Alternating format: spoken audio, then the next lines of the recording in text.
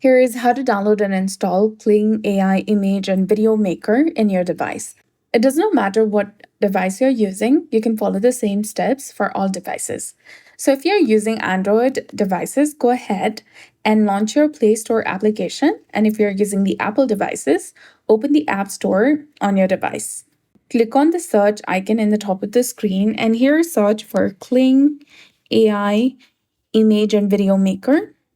Go ahead and select the specific app that you want to install in your device and select Get, which is highlighted in blue color.